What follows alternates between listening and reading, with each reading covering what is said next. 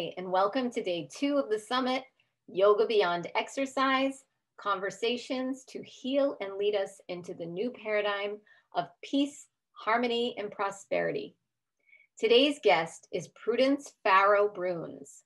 Prudence is the daughter of late actress Maureen O'Sullivan and film director, writer John Farrow.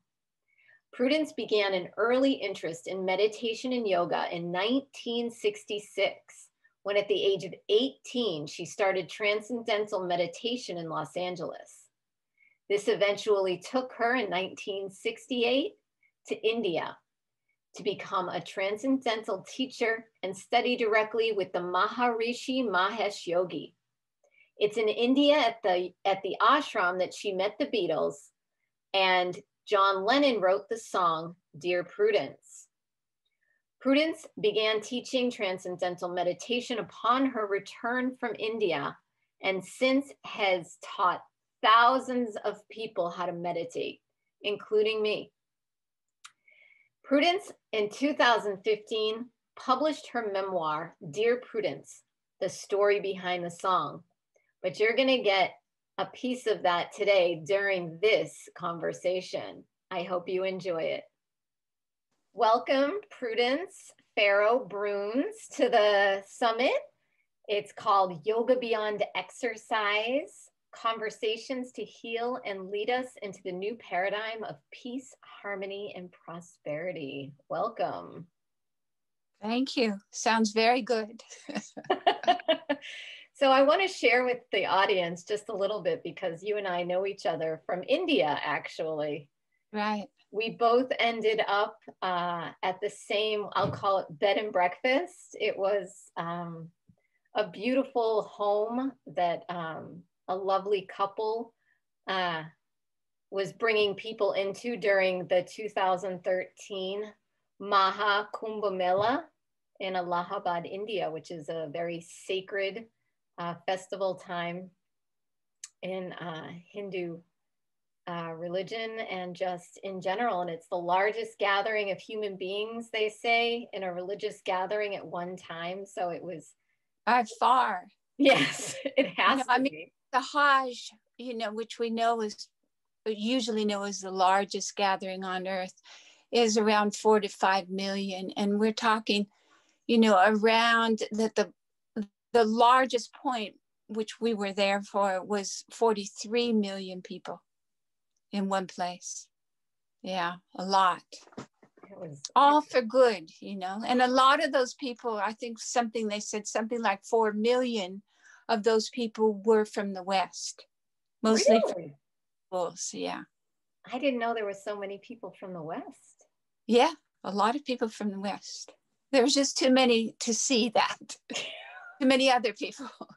But yeah, and you had Buddhists. Usually the Dalai Lama would come and things to the Mahakumbh Mela, and he didn't come that year because of the threat of terrorism, Islamic terror, all the terrorism that was going on at that time.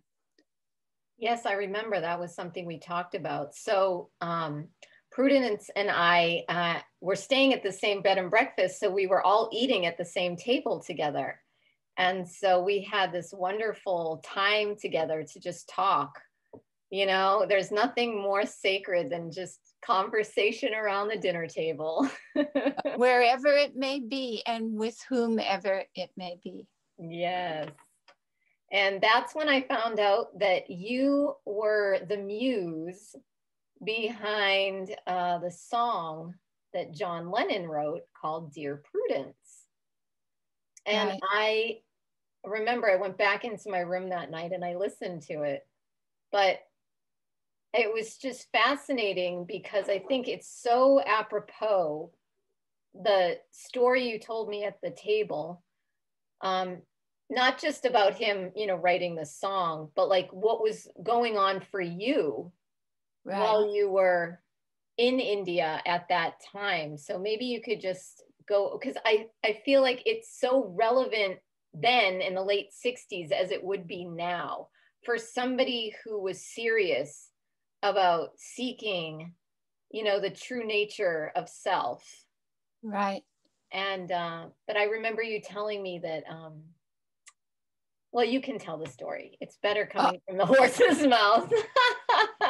So considering how long we talked, I think we talked for quite a while. It's hard for you to just come in on it.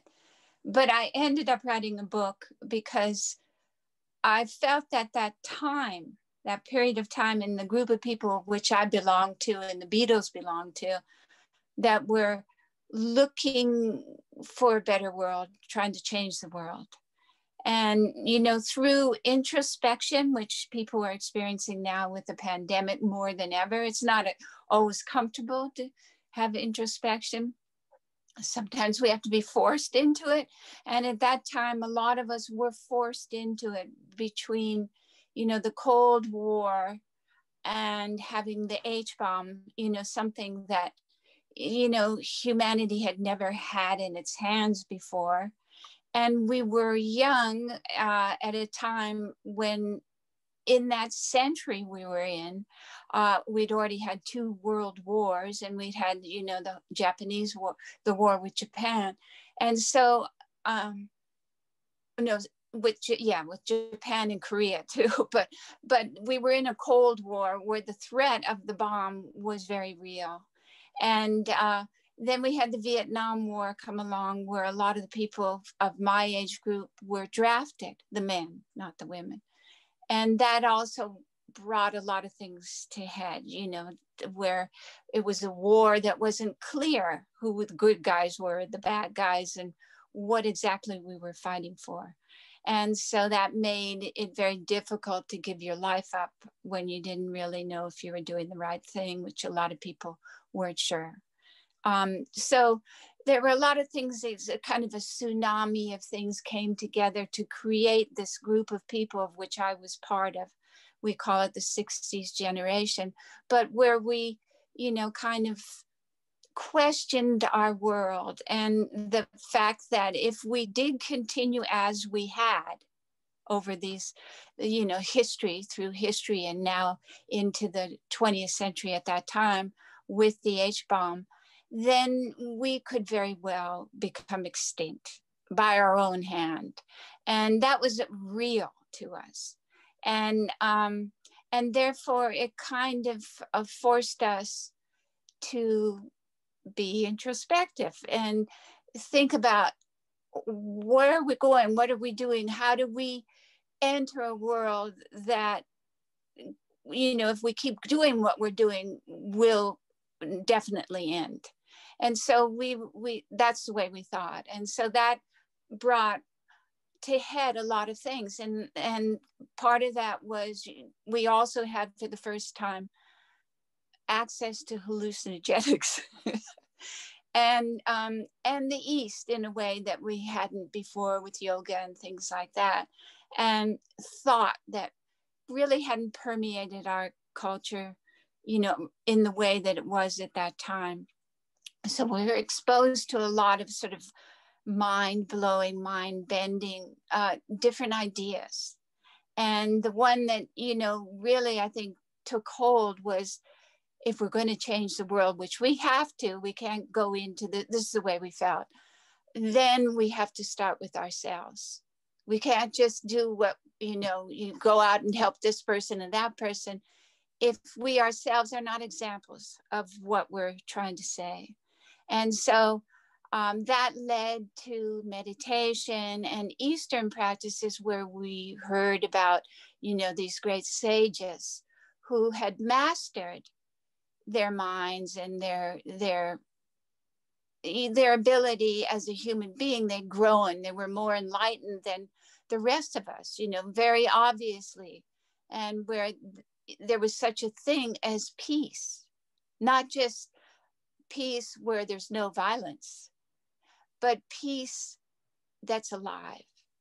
And for me, that was the real turning point, when I realized that that exists and that the world cannot work without it.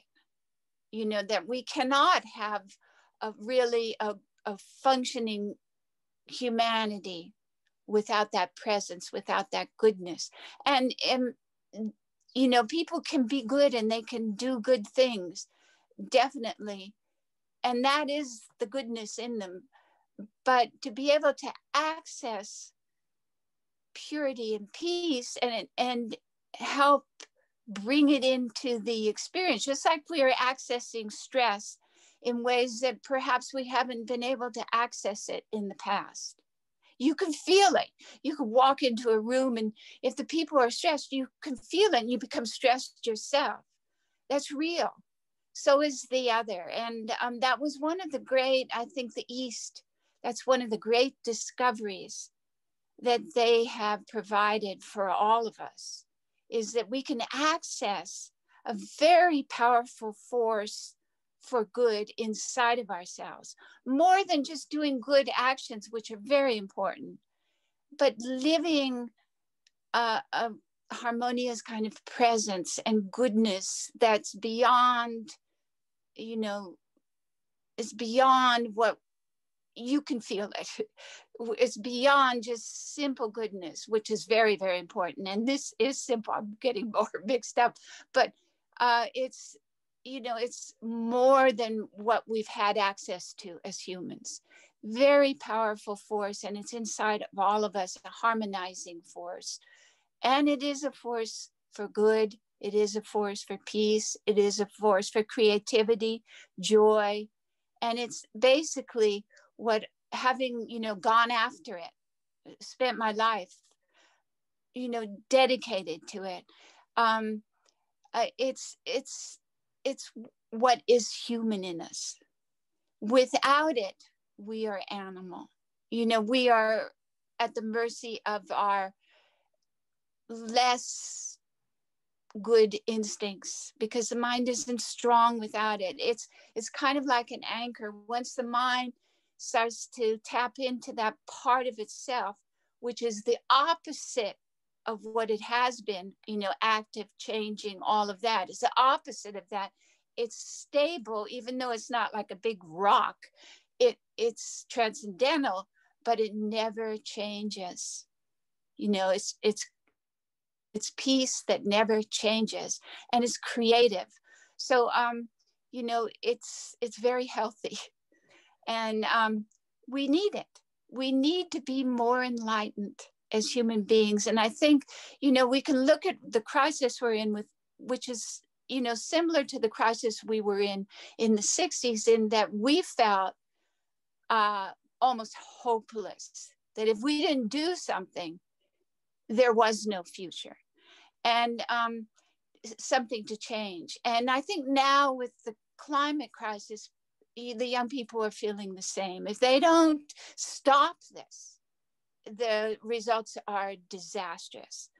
And so that's a similar state. But I was giving a talk to a bunch of young people. I was actually in Georgia, the Republic of Georgia. And, I said, we're in a similar place. I've been there. Then when I was young, we felt an existential threat. And, but if we're able to fix the climate thing, we still won't have fixed the problem, because the problem is us.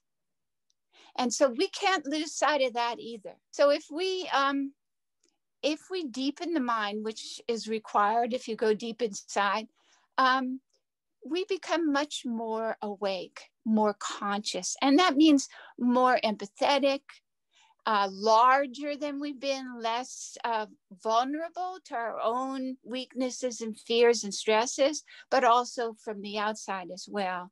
And, that's been a message. It was ahead of its time. It wasn't ahead of the people that I was in the 60s with, but it's really been ahead of the West and the thinking of people. And it seems now, in some ways, very far away.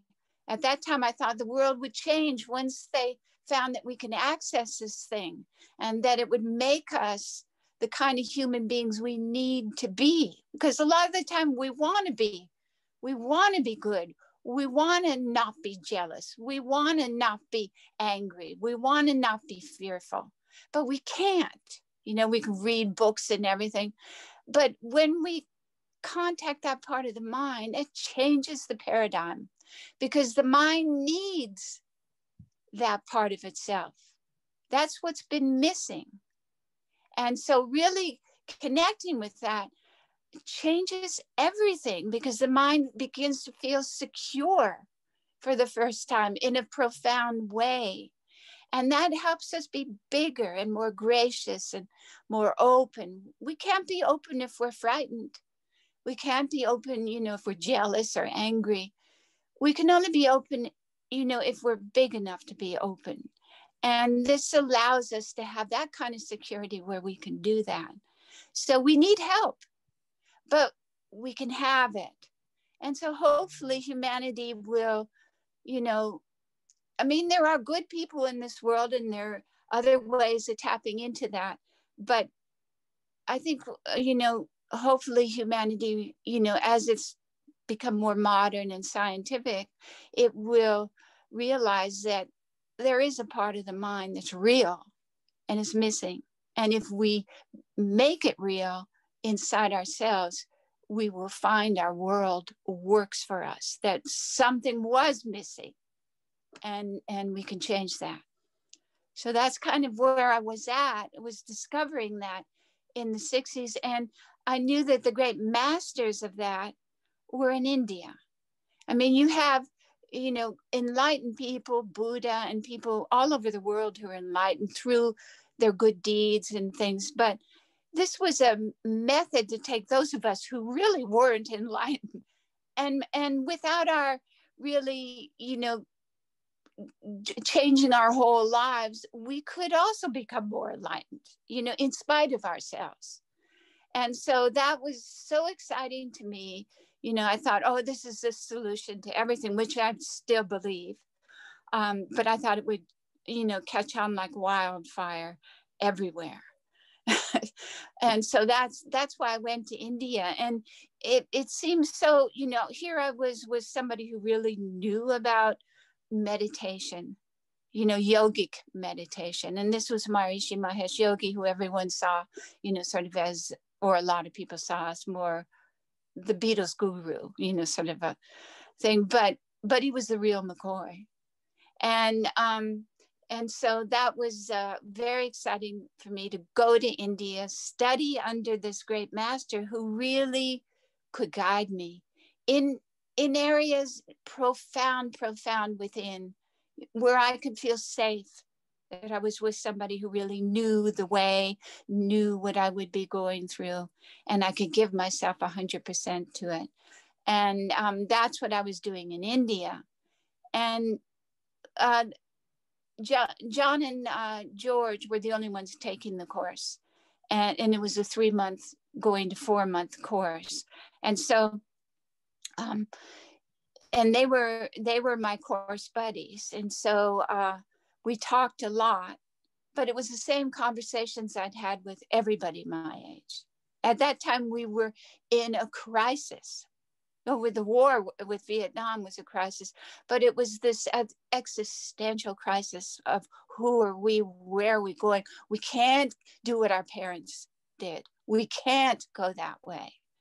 And so, so that was what it was. And I stayed in my room for long periods because Maharishi said, meditate as much as you can. So, if you tell a fanatic that, they'll never come out. And so that's why I was in my room all the time, and obvious to them because they're musicians. And like George, who was similar thinking, he said, I'm going to, create that kind of change in people through the music, which, is a whole nother discussion, Gandharva Veda music, which again creates an appetite for that deeper part of yourself. So that's kind of, did that answer your question? Yeah, I think it's important, people will hear, oh, that's Prudence. She's, the muse behind the song, Dear Prudence. But, you know, what inspires me is what inspired you to go to India in the first place, and why I went to India, and, you know, why I've dedicated my life to self-reflection, through yoga, through Buddhism, through self-inquiry. You can call it whatever you want. They're techniques, and there's so many techniques. And then your dedication, you know, I mean, the story itself is like a scripture. You know, you read these passages in scriptures, you know, in Buddhism at least, I'm familiar with, especially.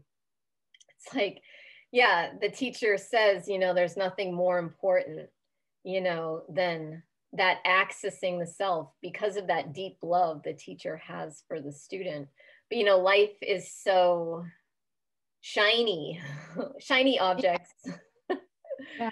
I don't want to miss out. You know, we call that, Right. you know, we have words for that now, FOMO, right? Fear of missing out. And it's like, I think about your dedication and see where your life has come to now. And, you know, Yeah. being able to talk to you about, you know, staying in your room while, you know, John Lennon and the Beatles are, you know, and the rest of the students are, you know, enjoying. And I've been to the ashram. I know how gorgeous it is on the Ganges River, and, you know, with the trees and the nature. And, you know, I can imagine in the late 60s having all these young people together, just people in general, in this like beautiful space, but then being there for the purpose of seeking that path to that greater gift, which is priceless, which is that inner knowledge and that inner access.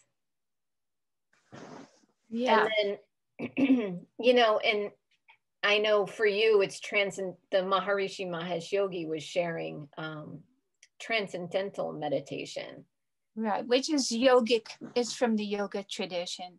It's just a little bit, he simplified it for the West. I mean, he had a grasp of our lifestyle. He was, you know, a lot of Indians do, in the middle class Indians of the West, they're kind of reared with all our literature, and they speak our language very well.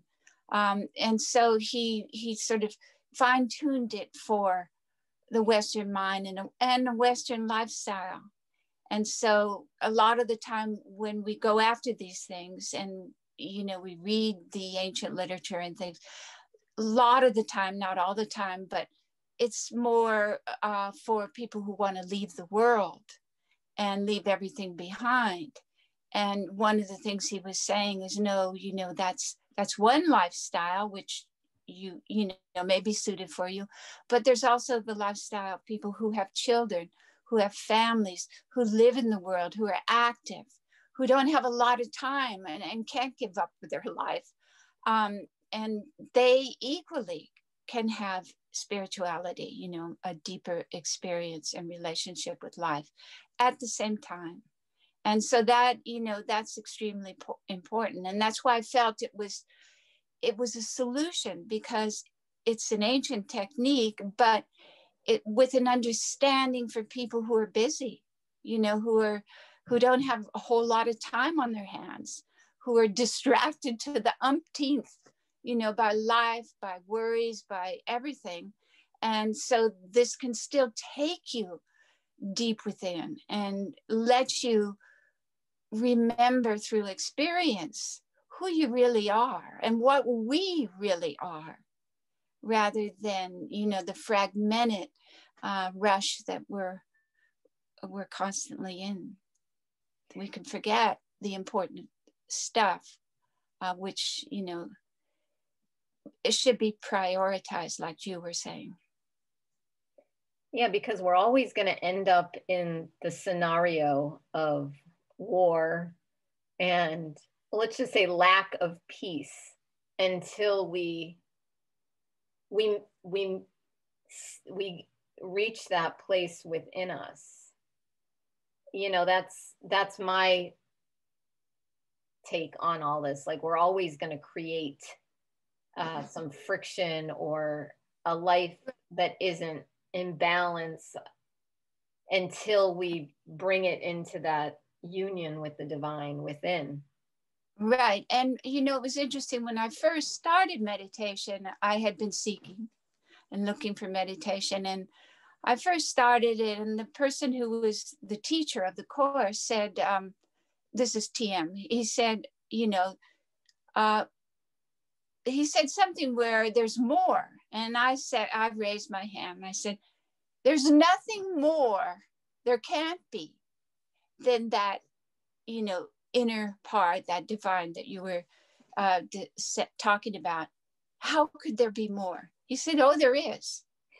And I said, I thought in my mind, oh, well, what a disappointment, you know, he doesn't know what he's talking about.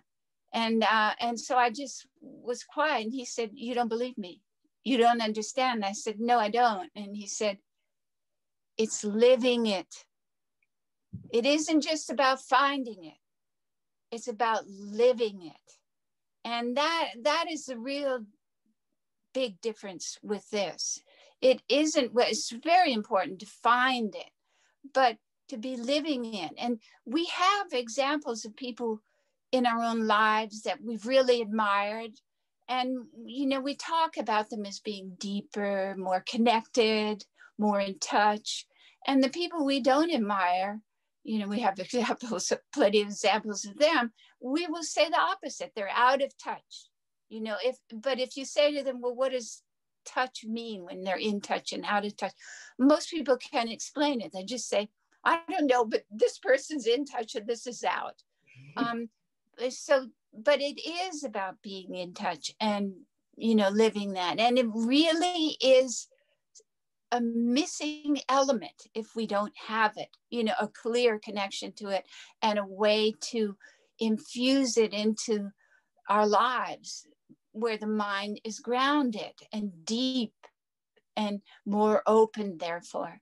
So, you know, it's real. It's real like the table's real.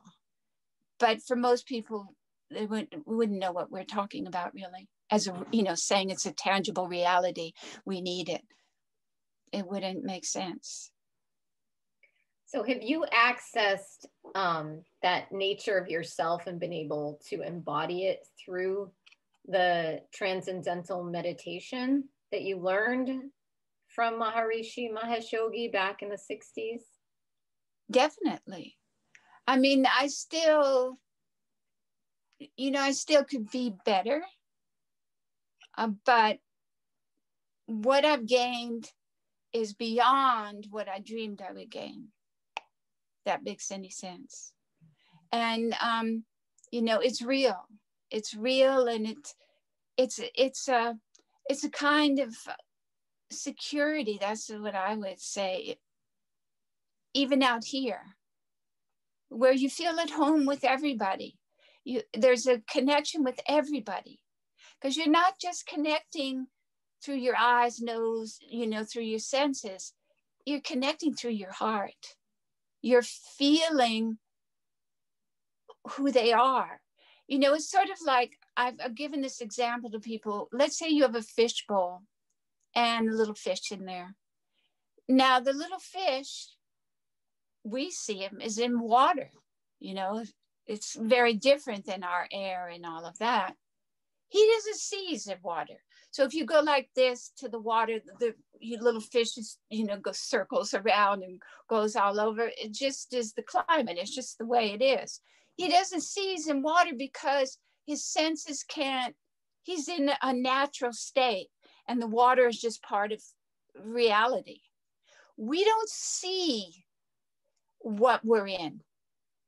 But when you start to meditate, you begin to feel, you know, you're more open to the connectedness rather than the constant distinction and separation and change. You begin to be more aware of the constant and the connectedness rather than the change. It's still there as much as it ever was, but now you've got another dimension that you didn't have before. And that's real. It's real.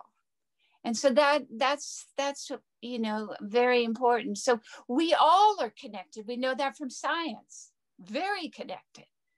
But we don't see it that way through our senses.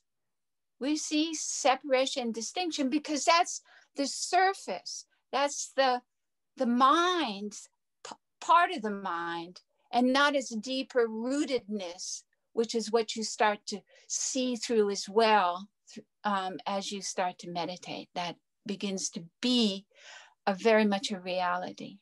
So you're at home with everybody when somebody's being really awful, and you think, before you would just say, what a disgusting person, or you might react to them. Now it's not the same. It's just not the same as it was before, because they're they're really you. I mean, it's a part of who we really are in terms of being, not in terms of, separation and this body and all of what we see through our senses, but through what we feel deep inside. That's the same with everybody. And you start to feel that more. You do feel it too, with your parents, sometimes coming with family or with somebody you love. You can feel the connection between you, but you begin to feel that with everybody. Wow. Yeah. And we're not human. And the part of us is not human. Like when people go to war and they come back and talk about the greatest moments were in their lives, were when they broke the distinction between themselves and their comrades, and they were able to feel enough for their comrade that they were willing to give their life, or their comrade would give their life for them. And those are highlights. Those are very what we would call human greatness. That's the human in us that's big enough to see past, our limitations and feel who we are in our greater self, not in our limitations and fears and anxieties and all of that. It's the transcending of them. And that we'll never work as human beings, as a species on earth, if we don't get enough of us, not everybody, but enough of us to become wise and deep. And that's what we should be striving for. Our little earth now is getting smaller because there's so many of us. It's like we're in a little boat sailing, and it's very precarious. A storm could come and, knock the whole boat over. But we have to work together because of that. So as that grows, we're going to have to work together. And that requires wisdom and bigness and openness and love, real love. Not, oh, I love you, because of this reason and that reason, but real love that transcends all the thinking and the fears and all of that, and connects us. That's what we're talking about. So that we have to have that on our little ship. So it'll never make it. If we start fighting among ourselves, the whole thing will topple over, and the little boat won't survive with its people in it. So that's the future. And the young people who are stewards soon of this world need to embrace bigger things. However you do it. I think TM's amazing. I think it's the most effective way. It certainly was. I did what I thought was, discovering and researching, and I found it just the simplicity of it, the directness was what was miraculous. But whatever way people do it, those are the things we should be heading towards. Even if you become some kind of scientist, that does this or that, or a doctor who does this or that, if you're wise and good, or a teacher, the example you set and the range of your influence will grow, and just enough of us being that way will bring a world that works. And so that's got to be the priority of the future after we deal with climate change, maybe, or while we're dealing with climate change. Because otherwise, if we don't, as going back to the origin of our conversation, if we don't take care of the problem, which is us, for all these things, forget about it. Forget about it. So we got to have foresight, wisdom. That's the future. That's the future. Yeah. I mean, up until now, it seems like we're just accessing such a small part of what we are, you know? So we only have access to such a small range of like solutions or even wisdom in ways to live. And that's what I have found, you know, from being a meditator, is it slows everything down. And it comes through the body in a different way, so that there's more of me that is now interacting, you know, with life itself, so to speak. And it's all I could ever want for every single person on this planet. That's right. That's right. Because with that, there's always hope. There's no fear. There's no, you know, things will come in, but there's the deeper knowledge so that it can flow through and not get stuck and trapped and exactly stressed. Yeah. Take down the rabbit hole. An interesting study a few years ago. I read about it, I think, in the New York Times, where they were two scientists, I think sociologists, were studying why do people divorce, you know, and why do people stay together in marriages?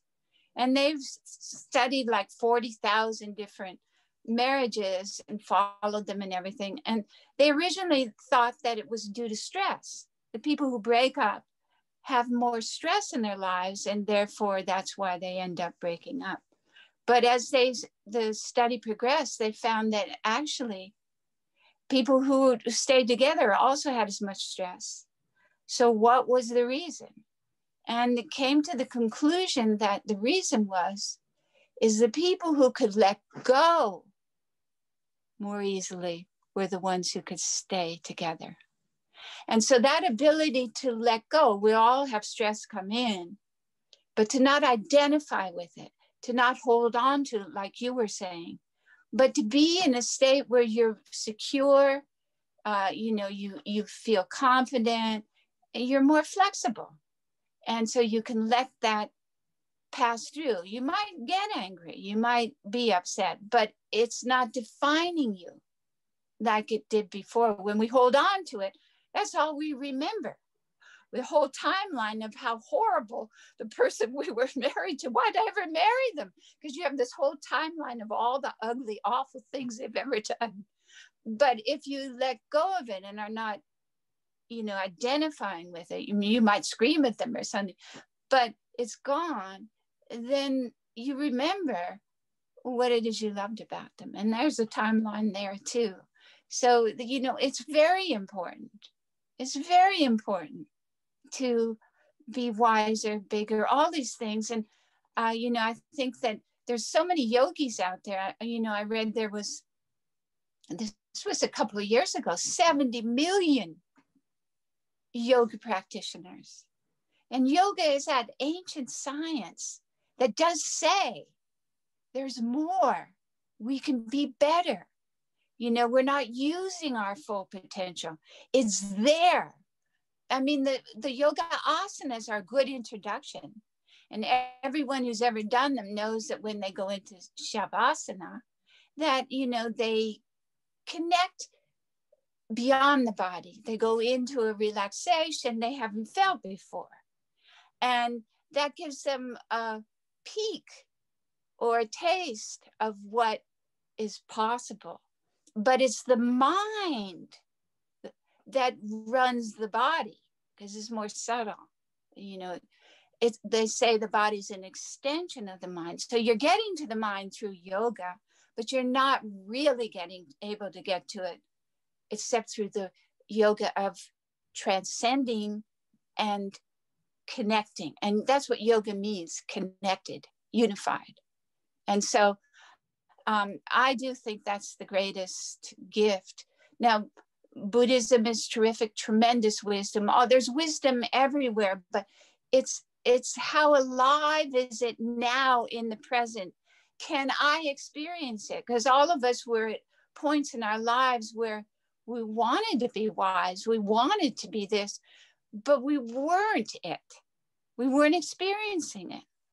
And so that's the huge difference and why we needed the East. Even though, it could look backward, it's not science as we know science, which is, matter, the study of matter, but it's real and it's tremendous wisdom. And for the West, which is that's why I go back to why I wrote the book. I have it over there. I'll show you a copy of it in a second.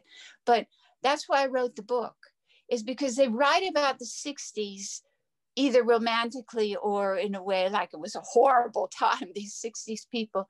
But they write about the music, the racial turmoil, the war, Vietnam War, all these things that were, major in the 60s, but not so much about the spiritual revolution that took place. A revolution in consciousness, which the Beatles were a part of. They were kind of our voice. They were our voice. But it was us that made a huge discovery for our culture. Not that there weren't individuals well before us, but there was not a mass of people, who decided the inner determines the outer. That doesn't belong to the West. That thought comes from the East. And it's a revolution if you really experience it. And it's a necessary revolution for humanity. And that's why what you're doing is very important, beyond the pose, beyond yoga. Beyond asanas. Mm-hmm. Yeah. Yeah, I knew that a lot of people were practicing asana. And that's how most people think of yoga. And that's, so right, it's a beginning. It's a beginning. It changes them, even so, makes them want more. I was teaching meditation in all these yoga schools. And, I would use that example. What you're experiencing, but you can really have it and you can really use it. Because that was a huge revelation for me when that man said to me, there's more. And I was just so shocked that he would say such a thing. But then he said, living it. And that's the real key. Hold on a second. I'll get the book. Hold on. So So the purpose of the book was to say, hey, the Beatles were great and their music was, incredible.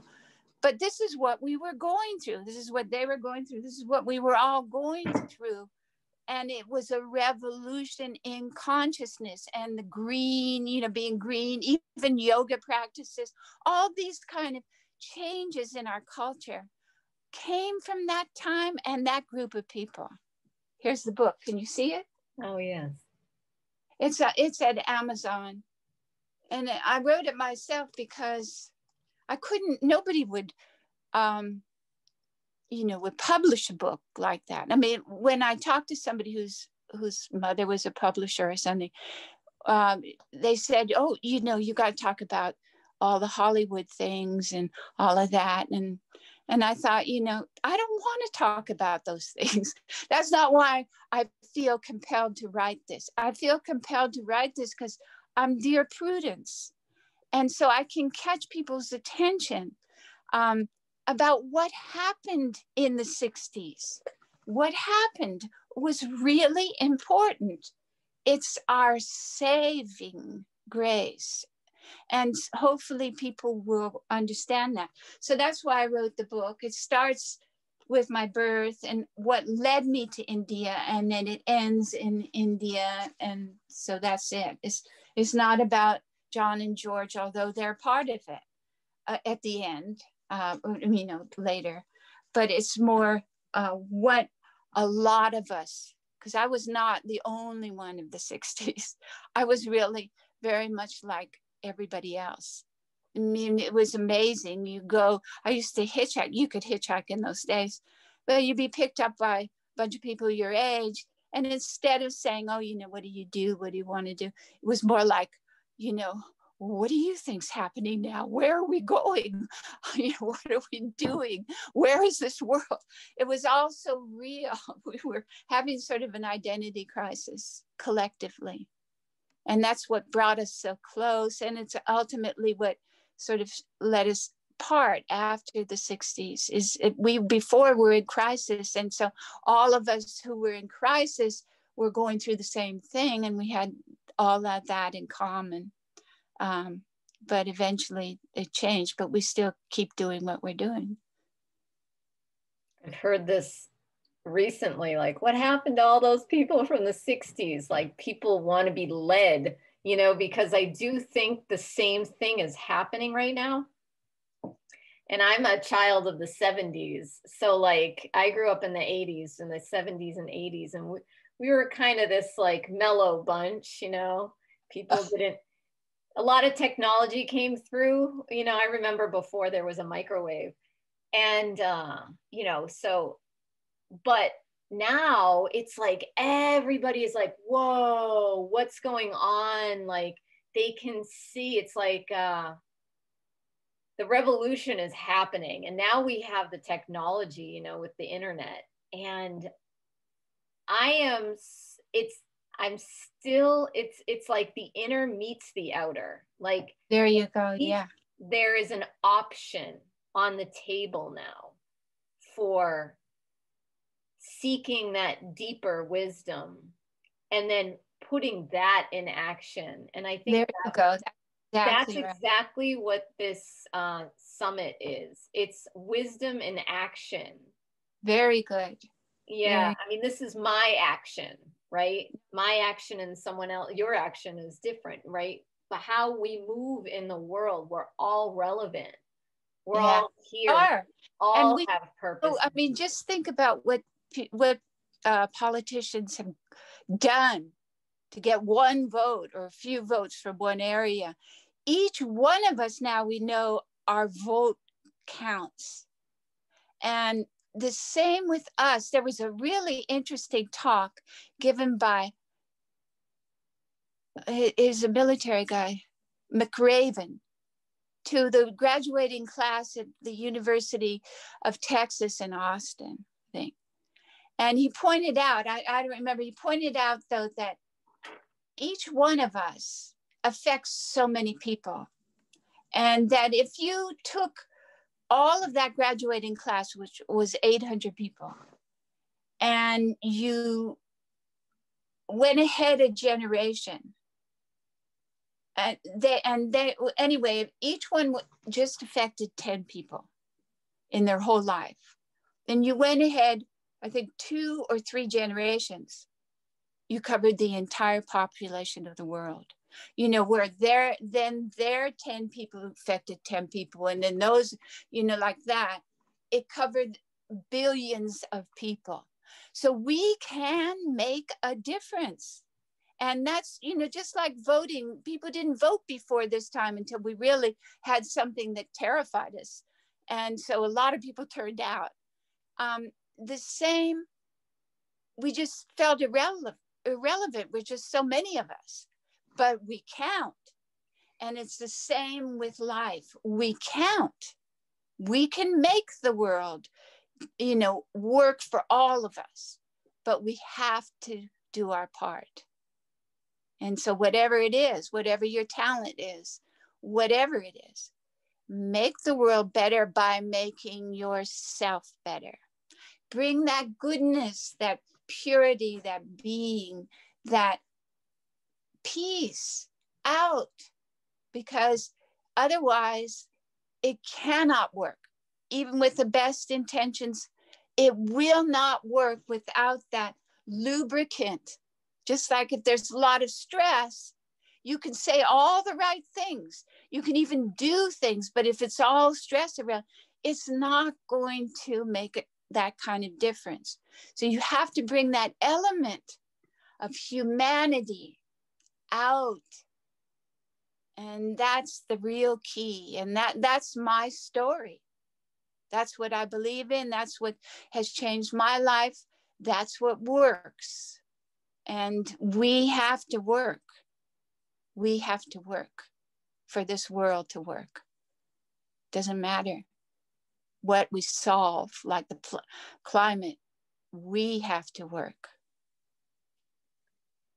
And there's a myth around that, like, I think it has to do with privilege, like just being born, you're born into like perfection, which you are on one level, but then there's like the human part, like the part where we're here to evolve individually and collectively. You know, that's part of the adventure of this life. And so you just said the word work, and it's like, yeah, I work internally and externally. And it's like this flow that happens, you know, and then I tap into that. And when I have, you know, things we were talking about earlier come up, like say an emotion, you know, just anger. It's okay to have emotion. It's something that is a signal to the system to look at. And what is this? And maybe I can look at it differently instead of just reacting to it. You know, like I always say, like, oh, for instance, about the plastic, just because you can make something doesn't mean that you should make something.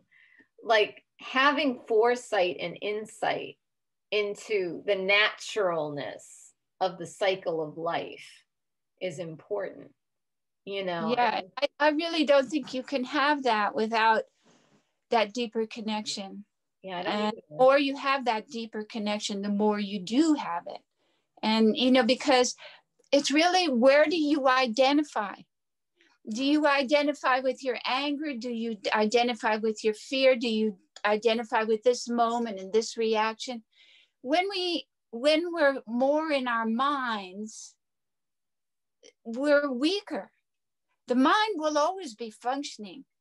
But when our conscious awareness, alertness is coming from deep and is coming from a silent place, it gives us a perspective we can't have when we're caught in the waves and the change and all of that. We can't have it, but we can have it if we cultivate it. So when we connect with that deeper part of ourselves, which is silent and observant, you're awake, then you're kind of, you can choose, okay, I will react to this. Or you can say, no reaction, not going to react. But when your mind is weak and doesn't have a choice, then we get caught in it. And that's why we have to help ourselves. It's like you have to, you know, all the things we've learned as we've grown up. Proper diet can make all the difference how we feel. Exercise can keep us alive longer. All these things, yoga can keep us alive longer. But all these things, we learn them. And so we can learn this about ourselves. This is new knowledge. This is new to us. We didn't know that there's actually two parts to the mind. There's the busy, you know, where we're in our senses and we're this, but there can be this other silent part that we can be sort of aware from, established in. It doesn't take away from the busy thing. It actually gives us more control over it and more to give to it. So it's real, it's a skill, but it can be learned by all of us. And that's what wisdom is. A wise person is somebody who's deeper. There's this silence about them, and you know, they're not caught by things the way the rest of us are. They're not identifying with parts of ourselves that we don't admire, but there's something bigger in them. And that's because they've chosen. However, whatever way, for me, I had to have techniques. Some people were born wiser. Some people, through what they do or go through in their life, some sickness or something, they've grown to start to identify more with that part of themselves than this other weaker part of themselves. And the mind is happier when it's grounded in that security, because that's part of it. It's part of it. It's the mind is not just there to be on its own. It's like a child that can do whatever it wants. It's not happy. It gets wilder and wilder. But when it has routine and the foundation of order, all of that, it can be happier and perform better. Same with the mind. It needs that grounding. I think that's such a good point. The discipline and all these things, that's the action. That's the wisdom in action. That's right. It comes from wisdom. So could you talk to us about transcendental meditation? I know it's a mantra. Yeah. So is that like sound? Is it, if you think of the busy mind, which for most of us, that's who we are. It's the strongest sense of the senses is sight, right? I mean, most people say sight, but once you close your eyes, what's the strongest sense? It's sound. So since the point of the meditation is not to meditate, it's to get access to this part of the mind and start to utilize it, then we would use sound just because it's easiest for the mind to notice. So when a person transcends, they go deep within, they transcend the surface and they go to deeper parts of the mind. Now, we say that the mind, by its nature, goes where it's enticed. It could be anger, it could be jealousy, it could be happiness and energy and creativity, but it goes where it's drawn, what makes it happier in a way or fulfills it. So once you show the mind, which is what a teacher of TM does, that inner part, it will go on its own. But because it's been sort of trained or acclimated by the surface mind, I am this, I'm reacting, thoughts, all of that, because it's lived in that domain so long, it needs a little help to make that journey. It wants to go there. I mean, once it is showing that, there's nothing going to stop it, but it's weak. It can't do it on its own. So it needs a little help. So we use sound as a kind of aid to help the mind make the journey it wants to make. And it goes there automatically with the aid of sound, which sort of helps it from being captivated by thought or feelings or emotions or reactions that are there in the mind. And as it transcends and makes that journey and taps into that part of itself, it recognizes, I've taught lots of people, it recognizes it immediately. It's like, oh, I feel like I've come home. Forgot about this. Because at different points in our life, we know we've tapped into it, some more than others. But anyway, so then it brings a little of that influence out. And gradually, it starts to move its place of operation from that busy mind to the silent mind. They're both the mind, but from the busy one that captivates it, like you were saying, to the part of itself that's very comfortable, secure. So that gradually, through constant contact with that, your place of identity switches. So you begin to operate from the silent part of yourself that you recognized, and that gives you more control over this. This settles down as this comes in. It has that effect of bringing this almost goes, oh, this feels good too. It begins to, instead of just running around like the spoiled child who has no attention, can do whatever it wants, it starts to feel the security of that stability within. And that helps it function in a much more healthy way. So TM is just a technique. It's an ancient technique. And it's just a way that's extremely effective for anybody. You can, I mean, I've had people saying to me, I don't believe, like I've had people say, I'm here because of my wife. I am dying or whatever. And so I'm doing what she says, but I don't believe a word you said. I don't even know what you're talking about. But I'm going through the motion, and I'll say, that's fine. Doesn't matter if you believe what I say or not. You just do what I say. And sure enough, wham, they've transcended. And so, that's what it is. It introduces all of us to that missing part of ourselves. It gives us access to it in a way we've not been able to do. So that's TM. It comes from the tradition, Guru Parampara, of the great teachers, the great masters that have passed it down from generation to generation.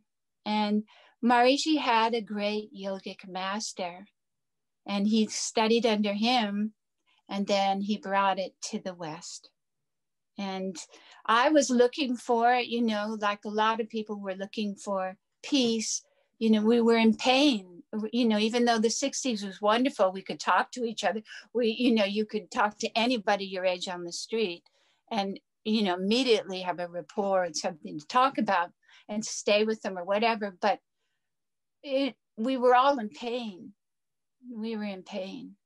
And so, it provided real relief. But I knew that this was a real master, a real McCoy. And that's why that time in India, nothing could stop me from taking advantage of what this privileged position I was in to meditate with a real yogic master. He could have been, 4,000 years ago, but he's here now, and I'm studying under him, and I'm going to give myself completely to this, and nothing will stop me. Nothing.